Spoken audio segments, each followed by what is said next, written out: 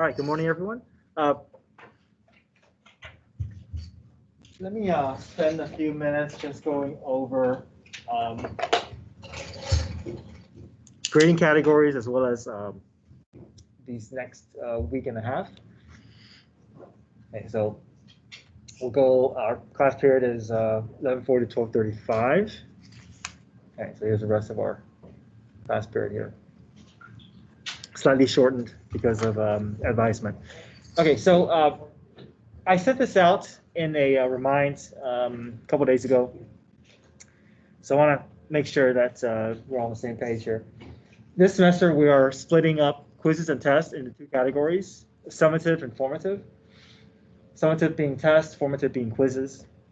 So we're looking at around 4 to 6 quizzes, at least 4, but maybe more depending on how the schedule works out in March and April. So that's going to account for 20% of your grade. Summative, we have 5 tests, but there's only 3 units remaining. I mean, we only have chapter 4, chapter 5/6 test, and chapter 7 test. So that's only 3 tests. The other 2 tests are coming from this AP mock exam that I want us to do. So we'll take an AP mock exam. It'll be curved. It'll be a good way to kind of get a feel for what the AP exam could be like, but also have it count as 2 test grades. Okay, so that's going to account for 65% of your grade. The final exam is 15% of the grade, but most of you are probably going to be exempting out of that AP exam. Out of the final exam. The only thing that you need to do to exempt out of it is to be passing, and to have taken all the summative and formative tests and quizzes along the way. So if you've taken everything that you're supposed to take, and you have a passing grade, then you can exempt out of that final exam. So this 15% is probably not going to apply to most of you. Okay. Homework is going to be 0%. It was 5%, but they scaled it back to 0. It's not going to count for a grade now. But I'm still creating a Teams assignment that you can turn in your homework. But when you turn in your homework, just your homework, no classwork, no notes. So last semester I was asking for notes and classwork. This semester, just turn in your homework. So there's no penalty, obviously. It doesn't count for a grade. So you can turn in late, just so I can kind of see your progress through your homework. The only time homework is going to be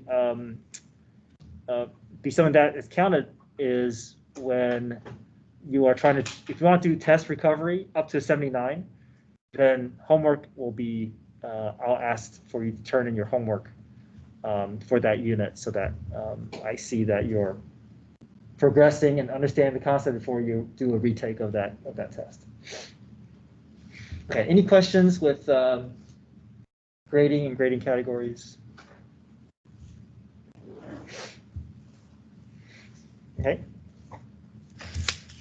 Let me go over this January calendar. I have this at the top of the chapter 4 page. It's also on the home page as well. So we did iReady testing yesterday. Most of you guys have completed it, which is great.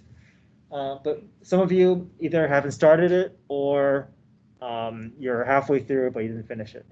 So just to let you know, we need this to be completely finished by Friday. So everybody in the school who's taking a math class needs to complete iReady. It's not going to count against you for a grade, but we want you to try your best because we want to be able to have accurate data to work from, at least administration does, so that they can figure out where the gaps are with student learning and be able to make adjustments and changes the rest of the semester as well as for next year. So this is a kind of just for data.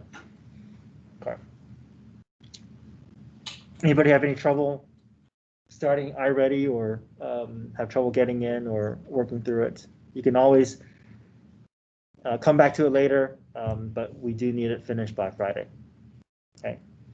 And if you haven't started it by tonight or tomorrow, I'm going to be reaching out to you individually to see if you can see if I can get you guys to finish by Friday. Okay, so we'll spend today through Friday just finishing off the rest of chapter 4, also next Monday as well. And then next Tuesday is PSAT day, so no school. Only freshmen through juniors are going to be coming to school to take PSAT.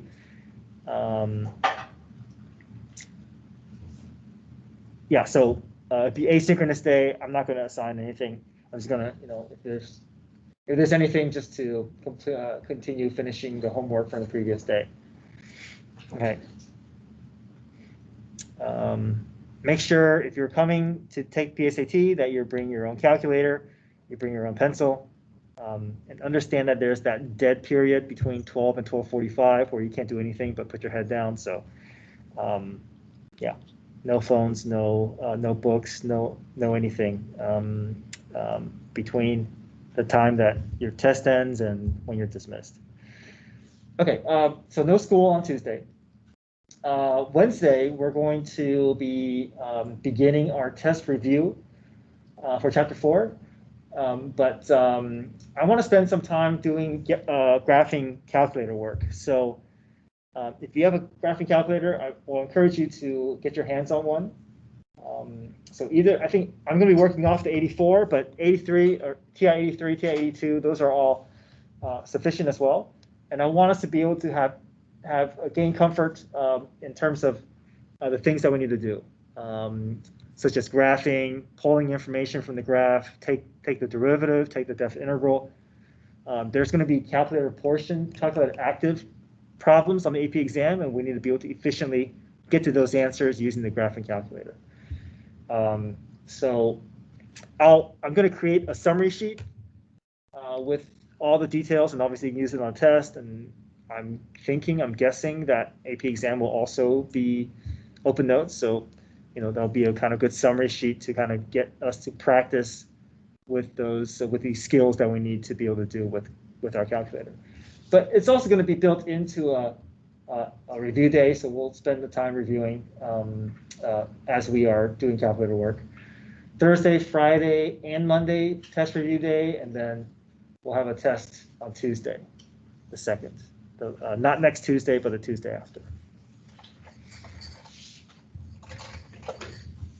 Okay, any questions with our calendar here? Okay.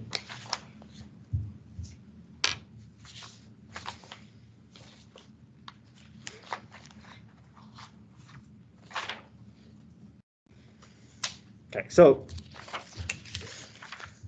today we're going to be talking about definite integrals. And we're going to be working off of the notes page, but I also put in Teams, I put in on my website also the summary sheet. I want us to be able to have a visual understanding as to the process that we're doing. We're essentially going backwards from derivatives, but there's a connection that I want you to see, and I think it's best if I can just start off from a visual perspective, because after this, a lot of things that we do is going to become abstract. We're just going through a process, finding the antiderivative, and just like how first semester we did, right, where after we understood that derivatives was just basically slope, we spent the majority of our first semester learning all these derivative rules, product, chain rule. Everything was kind of abstract, right? But we knew that it was all just in the service of finding a slope formula for a certain function. But I want us to be able to understand conceptually where we're headed to, so that when you get into all the messy abstract, the abstraction of this semester, that you'll still be able to have a visual as to what we're achieving. Okay. So I'm just going to work off the sheet. If you don't have this sheet, that's fine. You can just follow along as I walk through it. So starting with first semester, we learn about derivatives, right? We call it differential calculus. We're basically using derivative to explore rate of change. And we know that derivative is just a fancy word for slope. And slope is change in y over change in x.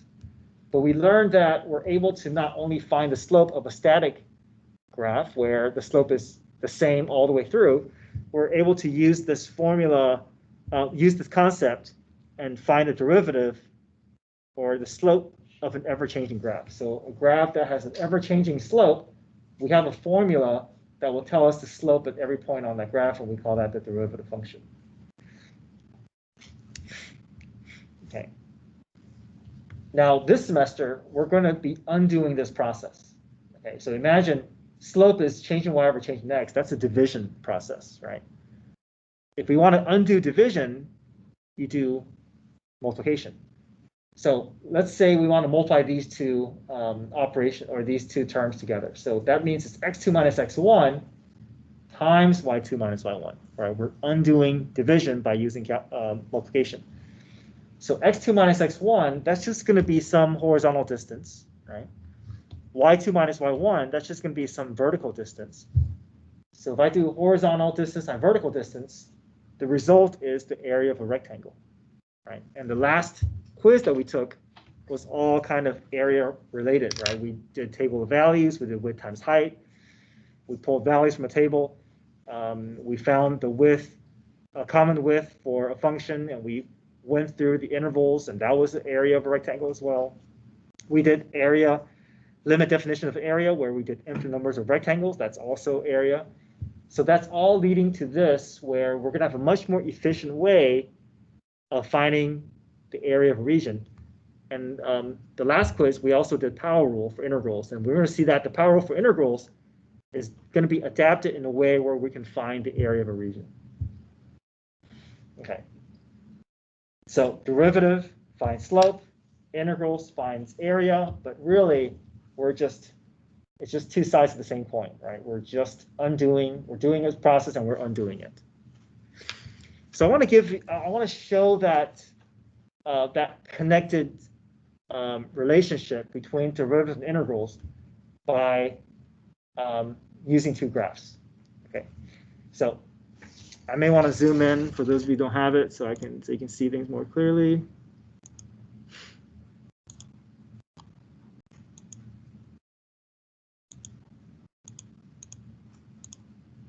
Okay. Now, let's say I start off with our function is 3x squared. I have the graph in front of us for you to see. Let me get this full screen here.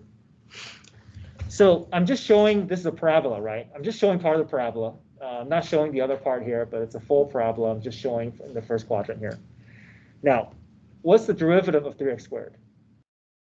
6x. Yeah, we did that first semester, right? We found the derivative. Now, I'm going to call this f prime. Oh, something else I want to point out, sorry, is derivative is slope related, and there's a division process. So we use the notation of d over dx to indicate that we're finding the derivative. You see that kind of at division notation showing up here. With integral, it's area related, and this notation, it has the area feature as well. The dx kind of represents the width. The f of x kind of represents the height. So even within these notations, you can kind of see the basics of it, right? You got the width and height times multiplication here. You got the division here to indicate that it's kind of slope related. Okay, just want to point that out. Okay, so we know the derivative has a special, it describes a certain feature of this original 3x squared graph, right? We know that the derivative can find the slope of any point on this graph. So I'm going to write that down here. So the derivative can find the slope of any point on this graph.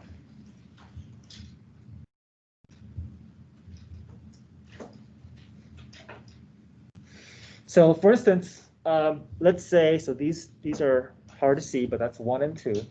Let's say we want to find the slope of this function at 1. So f prime of 1, I can use my slope formula, 6 times 1, which is 6, So this number 6 is going to correspond exactly to the slope of this 3x squared graph at that point. All right, so we're good with that, right? We've been kind of going with this concept this entire first semester. Now, let's switch gears a little bit. This f prime of x equals 6x is this graph here. So I put the derivative graph here. Now, if I find the ordered pair on this graph, f prime of 1 is equal to 6. And that number, this ordered pair, this y value of my f prime, is corresponding to the slope of this function. So first semester, we learned that a derivative function helps support the original function in telling us slope information, right? We know that direction of logic. But this semester, we're going to see that this 3x squared also supports information about this 6x graph. But it's not going to be slope, it's now going to be area. So the area under this 6x graph can be determined by the antiderivative, this 3x squared. So this 6x supports the slope of the 3x squared graph, but then 3x squared supports the area under this graph. So there's that connected relationship between these two functions and derivatives and antiderivatives that AP exam loves to explore. They love to see if students can kind of maneuver the relationship between a function and derivative and going back and forth between them. But I want to show you this relationship from this side of things. Now, I talk about area here. So let's say I want to find the area between 1 and 2. The notation that we would use is we would use 1 to 2, and I would say 6x. Now, let's ignore the bounds. Okay, so the bounds, we haven't learned that. I'll talk about that in a second. But what's the integral of 6x dx? Go through power rule, and we get what? 3x squared. Yep, 3x squared, where we came from, right? We're able to go backwards to where we came from because we're undoing that process. Let's not worry about that plus c. Okay? But let's say now I want to find the area between 1 and 2. I'm just going to focus my attention on this region from 1 to 2. And the numbers are kind of hard to see here, but 1 to 2 here. Now, what shape do you see here? Trapezoid. Okay. Now, this is a nice shape. We have a geometric formula for trapezoid. So let's go ahead and find that to convince ourselves what the area is. So the area formula is 1/2 width times height 1 plus height 2. Okay, my width is 1. My height, f prime of 1 is 6. F prime of 2, I can plug 2 into this function, and I get 12. Right? Okay, so I have my width and height. I'm going to find the area now. Area is 1/2 times width, which is 1. Height 1 plus height 2, so 6 plus 12. So I get 18. 18 divided by 2 is what? 9. 9. Okay, so 9. Now, what I want to show you is that this 3x squared graph, ordered pair from the 3x squared graph, is going to tell us the area under this graph. Okay. So we're going to use the antiderivative to help us find the area of this region. And the way we do that is we're going to find the ordered pairs at 1 and 2 on this function. So f of 1, what's f of 1 going to be? Around 3. 3? Yeah, I just plug 1 into this function, right? 3 times 1 squared. Okay, if I plug 2 into the function, I can find this ordered pair. 12. Yeah, so 2, 12. Now, it's a coincidence. I want to make sure that we understand. It's a coincidence that these are the same numbers. There's no relationship there. Okay. Now, look at these two numbers, 12 and 3. What happens if I subtract the height between those two y values? So f of 2 minus f of 1 is 12 minus 3, which is what? 9. So the ordered pair of the derivative tells us the slope information on the original graph. But likewise, the ordered pair of the antiderivative, which is 3x squared in relation to this, the ordered pair can be used to find the area under the derivative graph. So there's that relationship where they both help support each other in different ways, or they both provide information of each other in different ways. Okay. So the idea is this: the area under the derivative graph, okay, is equal to the rise in the height of the antiderivative graph. 12 minus 3 is 9, and that's always going to correspond to the area here. And this is what we're going to be, I mean, we're not going to be having to graph everything every time, but we're just going to be working through this process, okay? But I want to kind of start off with a visual so I can always come back to it and refer back to it.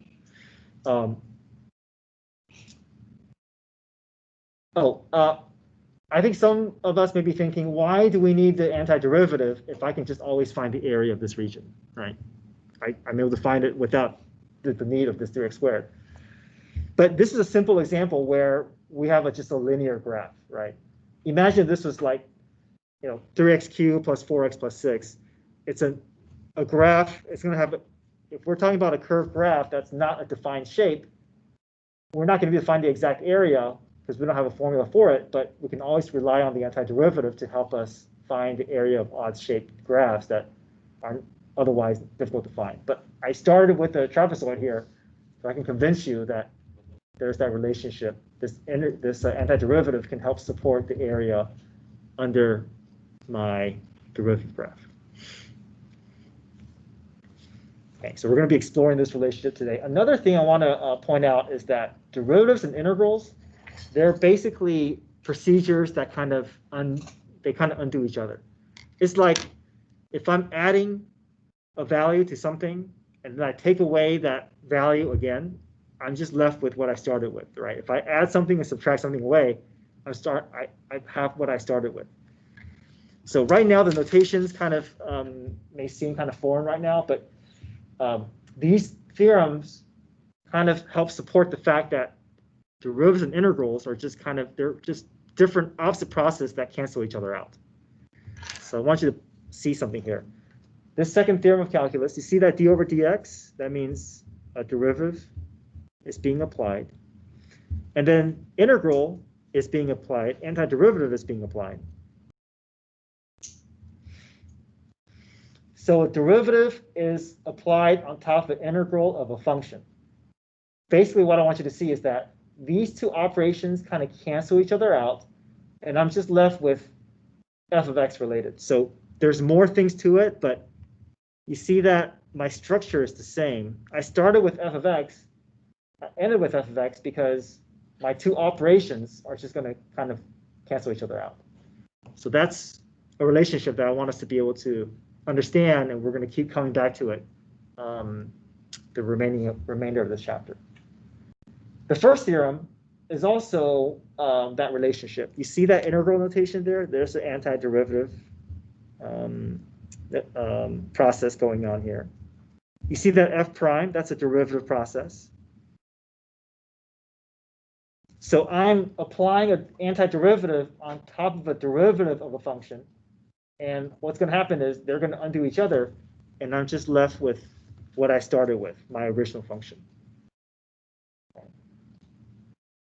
So right now, I just want us to be able to see that they're just opposite processes that undo each other. Okay, let's go to our notes.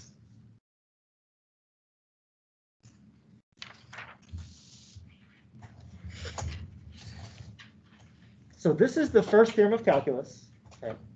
This is saying that if I want to find the area of a region, I'm going to have to take the antiderivative. So you see that this lowercase f turns into uppercase f. This process is our antiderivative process. So right now, the only rule that we have learned is power rule. So we're just going to be sticking with power rule. for a while until we get comfortable with these topics, and then when we get to the next chapter, we're going to learn more integral rules. But right now, we're just going to be stuck with power rule. So after we apply the antiderivative, right, we have a formula that can help us find the area of this region. Then I'm going to be taking my a and b values, my x and my left and right endpoints. I'm going to take turns plugging them into the functions, subtracting them, and whatever number I get is the area of this region under the original graph. Right? And that's exactly what we just did over here. Right? We took the antiderivative of 6x, which is 3x squared, and then we plugged in 1 and 2, our starting and end point, into the original function, into the antiderivative. We got their y values, we subtracted it, and that number is going to be exactly the area we're looking for. Okay. All right. Just a couple of review items that I've already gone over. A general derivative is a slope finding formula, but a specific derivative takes that formula and turns it into a number, and that number is a slope. We started the last quiz doing indefinite integrals, and these are ones that we have a plus c that shows up. We don't have a number, we have a function, and it's an area finding function that we achieved. And now we're going to take that area finding function that we did on the last quiz, and we're going to include the concept of using that to find the actual area if we provide bounds for our region. Okay, so let me go through example 1 slowly so you can kind of see the procedure that we need to do. Now, this looks a lot like what we did the last quiz, right? The only difference is now we're working with bounds. Now we have a left and right endpoint under this graph. So maybe the graph looks like this. Okay, and now we're just trying to find the region from 1 to 4 under this graph. But we're going to be using our calculus process to find that. Okay, so the process that we take is initially we ignore the bounds. Okay, we're gonna do this problem like as if we don't see the bounds and pretend like it's just a problem from the last quiz. So we're gonna just ignore the bounds and we're just going to do this problem without the bounds. Now, on the last quiz, you guys recognize that sometimes we have to clean terms up, but these are all terms that are nice and ready to go. So what's the antiderivative of 3x squared? 4. 3 over 2 x cubed. Just x cubed. Hold on. So let's add 1 first, right? So we add 1. So whatever we add to the exponents, we always copy that number below. So these are the same. Okay, good. Plus 4x becomes, okay, I'm going to clean that up. What you said is right, but I'll leave it in this form for now. Minus 1x. Now, normally we have a what that comes after it? Plus c. Okay, so we're going to remove the plus c. The plus c is going to wash out when we're talking about area. So when we're dealing with definite integrals, we're just going to focus on the expression, and we're just going to leave the plus c out. Now, we're going to clean this up. You guys have already told me what the cleaned up version is. This is x cubed plus 2x squared minus 1x. Okay.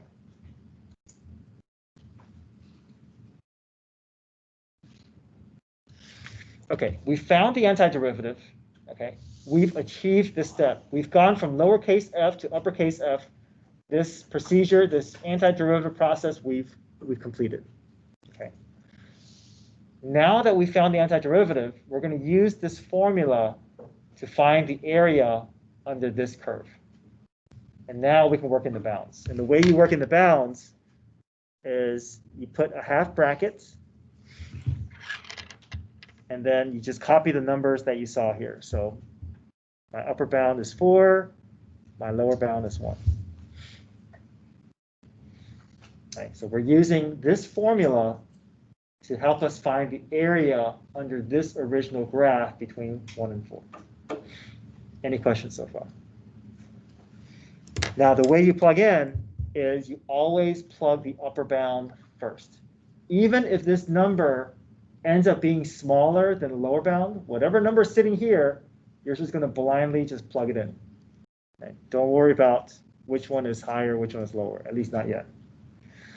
So that's what this is doing here. This formula, uppercase f of b, is we found the antiderivative, and now I'm going to plug the upper bound value into my antiderivative. Okay, so 4 gets plugged in for all the x's.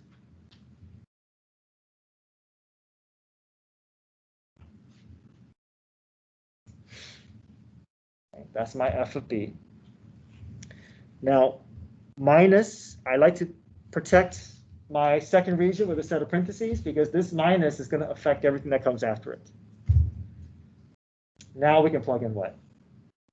Yeah, the lower bound. The lower number is now gets evaluated. And that's what this formula is saying. Uppercase f of a, we found the antiderivative. Now I'm working in the lower bound. So 1 gets plugged in for all the x's.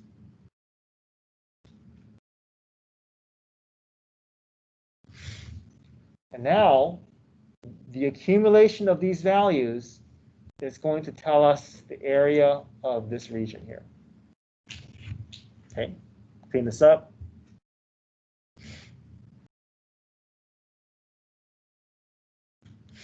I'm just going to combine this together here. 1 plus 2 is 3. 3 minus 1 is 2. So I get 96 minus 6, which is 90.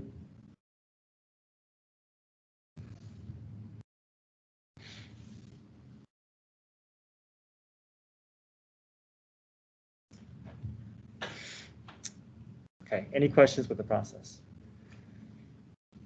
So think of it as two-step process. The first step is you do the process that you did on the last quiz, ignore the bounds, do that process, and then the thing that we just learned now is how to work the bounds into our antiderivative.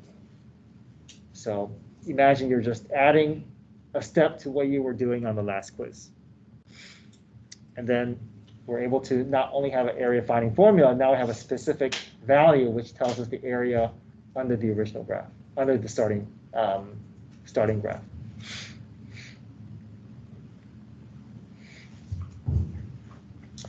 I will say, though, that the tendency is when students see a problem like this, the tendency is, because this is the first thing that shows up, I think we want to go ahead and plug these values into the original function. And that's never going to be the case. Okay, we always got to do the calculus first before we do the bounds. And that's what this theorem is telling us as well, that we got to convert this lowercase f to uppercase f before we can plug in the bounds, right? You don't see the a and b plugging into the original function. It's the new function that the bounds are going to be used with. Okay. I want to talk about this number for a bit. I keep saying area, but it's area-related information. The answer that we get may not always be the area that we're used to thinking about, because we think about area in terms of positive values, right?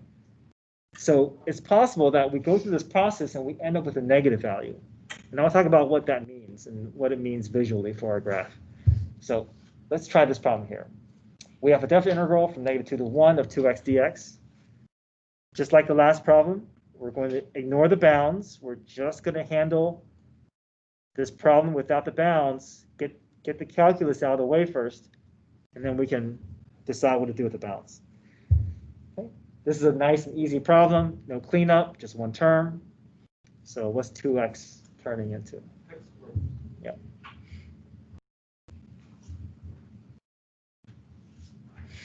Again, no plus c because we're going to be involving numbers here. The 2's cancel out. I'm just left with x squared. Half bracket to indicate that I'm ready to work the endpoints into my expression. Okay, what number gets plugged first? Yeah, the top number, right? Even the top number is out of order, it doesn't matter. Just put that top number in. minus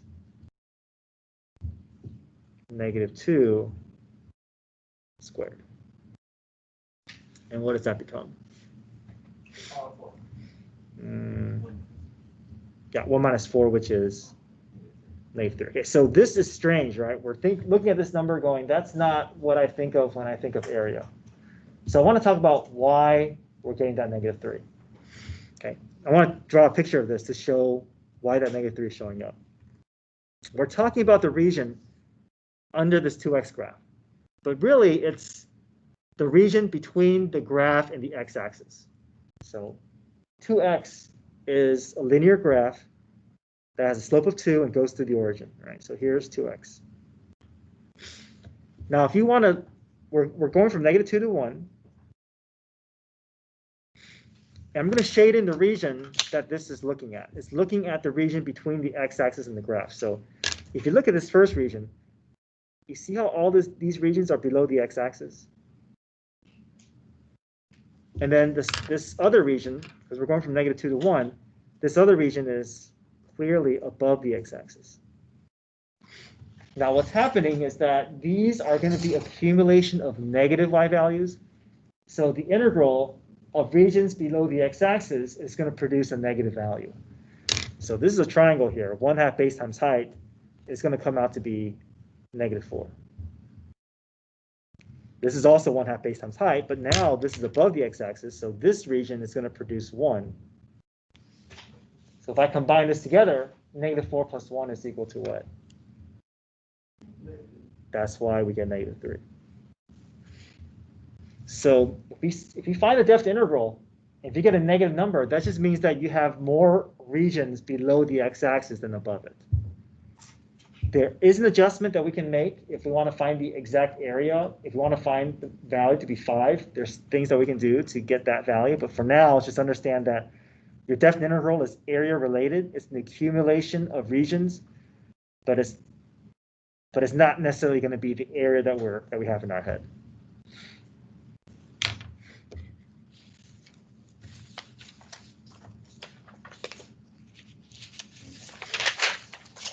Okay, so let me write this down here. Portions of the graph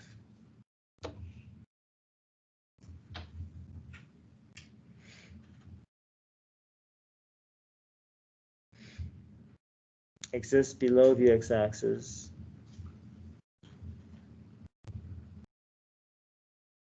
contributing to the negative value.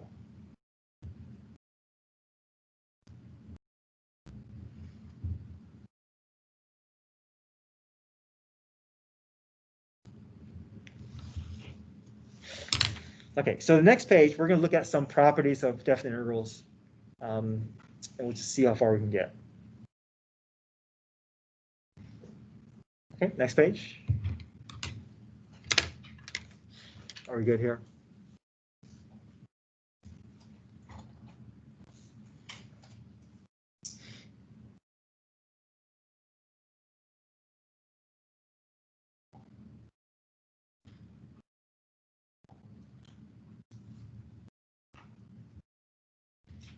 Okay, all right, next page.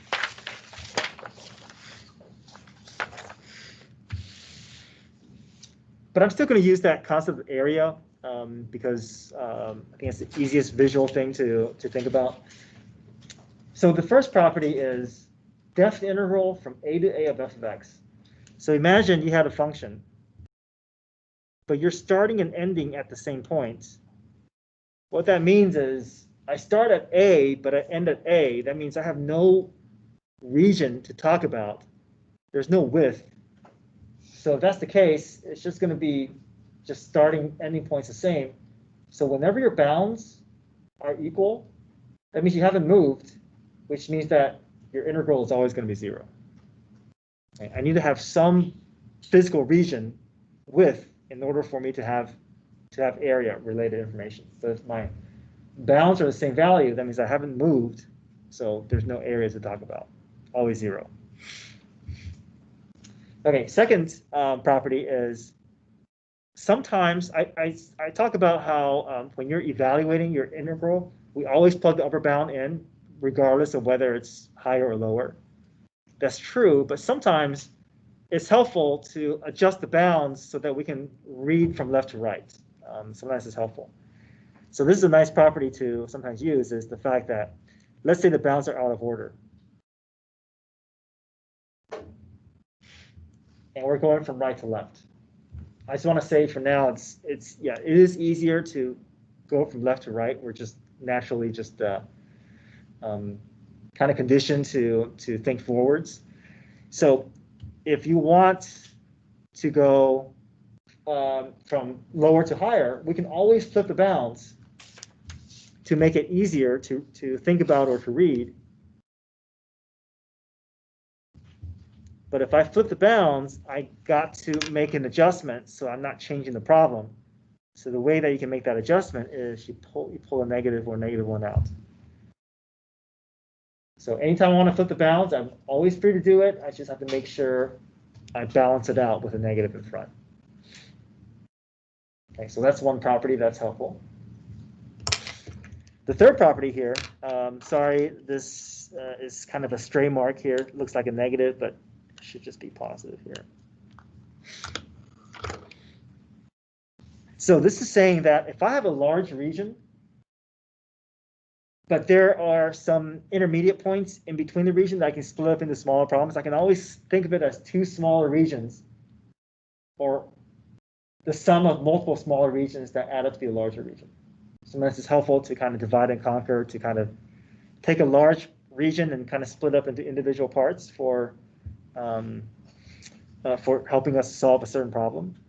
So that's what all this property is saying, is that if I have an extended region from A to B, and there happens to be a C value that I know in between, I can always split this up into two separate regions. The integral from A to C will give me the area of that region. The integral from C to B will give me that region. And if I total that out, that's equivalent to the full region.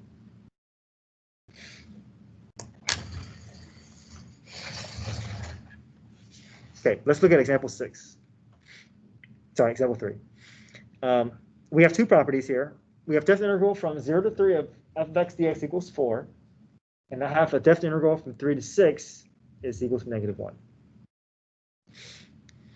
Now, I'm just going to create a picture out of this just to have some visual to help me with these, what the problem is asking. So I'm going to create a scenario that could be true for this. So I'm going to create a region from 0 to 3 and call it 4. So I'll say from 0 to 3. And I'm just going to say that region has an area of 4. I see a positive 4, so I'm going to make it above the x-axis. And then from 3 to 6, I'm going to create another region, but now this region, I'm going to be below the x-axis with an area of 1.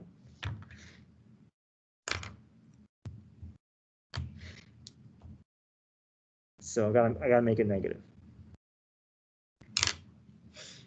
So I think having this diagram can be helpful. Let's look at part A here. What do you think the integral from 0 to 6 is going to be for this graph? Yeah, I just total what I see here, right? 4 minus 1 equals 3. If I want to find the full region, I can just combine the results of the two smaller regions. Okay, part B, I want to find out the region from 6 to 3. And we're trying to read the graph here, but the bounds are out of order. So we can do it without having to flip it, but it's just easier if we can just flip the bounds. So we're going to flip the bounds. So I can go from left to right. But if I flip the bounds, I'm changing the problem, right? So how do I match that change? Yeah, let's put a -1 in front. So now these are equivalent, but we have something that's more kind of easier to interpret. So let's just focus on this part here. What's the integral from 3 to 6 of f of x dx? What's that portion equal to? -1, right? So if I make that substitution and just keep track of my negatives, I can just convince myself that this must be equal to +1.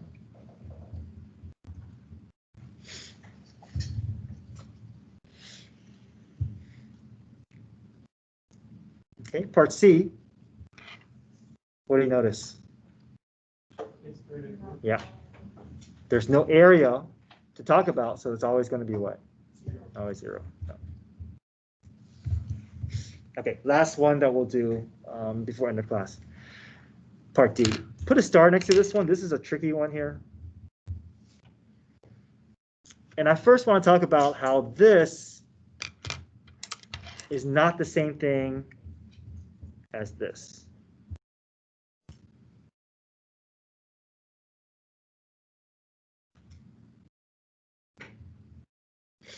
Okay, the reason why I'm pointing that out is these both involve negative 5 f of x. They both involve 3, but look at the parentheses. This plus 3 is under the umbrella of the definite integral. So that 3 is inside that integral notation. Unlike this one, right? This plus 3 is cleanly independent, does not get impacted by integral. So the reason why I want to point that out is because the problem that we're solving is under this umbrella of integral. We can't think of this plus 3 as by itself. Okay. So this is not what we're doing. We're doing this one here. Okay, so we're not doing this problem here. Now, to make it so that we can kind of take this and separate it into easier problems, we can always split up a larger definite integral into smaller definite integrals. So that plus 3, I can think of it as a separate process.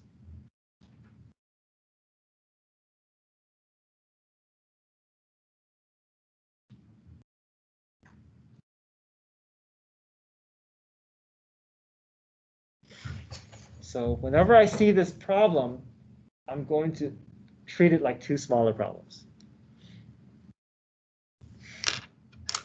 And we're going to do different procedures here because this one involves f of x, so I got to rely on properties here. So I'm going to use properties to help me figure out this part. But this is kind of like a standalone problem, right? So I'm going to use power rule to help me through this process. So it's the same problem, but once I split that up, I see that I'm going to be doing 2 separate procedures for these individual parts, and then the results of them, I'll just combine them together at the end. So let's look at this 3 to 6 of negative 5 f of x. I like to pull the parts that is kind of distracting me, that negative 5. So if I pull that negative 5 out in front, I can kind of just focus on the 3 to 6 of f of x, which is going to be easier to interpret. So I haven't changed it. I just made it easier for me to see. Now, what do you know about the integral from 3 to 6? It's -1. Yeah. So I just make that substitution, right? Negative 5 times negative 1, that's just 5. Okay, so we're done with that part. Let's do this part here. Integral of 3 dx. This is a separate integral problem. It's not impacted by f of x, but it's still under the integral notation. So what does 3 become? What's power rule for 3? 3x, okay. So we do 3x, and just like how we learned with definite integrals, right? Now we can work in the bounds, right? We don't plug anything into the original expression. We do the antiderivative first, and then we work in the bounds. So 6 and 3 will now get worked in. Always upper bound first, so 6 plugs in for x. Now the lower bound, 3 times 3. I get 18 minus 9, which is 9.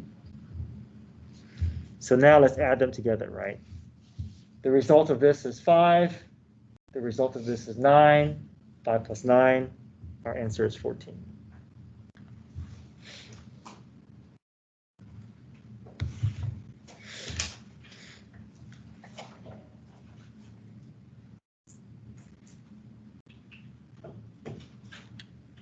Okay, any questions? Okay, we'll finish the rest of this page tomorrow, and we can start the next section as well.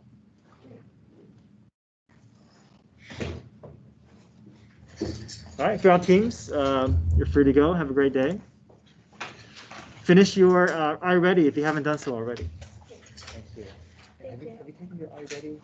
I don't think so. Okay, you can do that today or Yeah, I'll tomorrow. do that. Okay, thank you.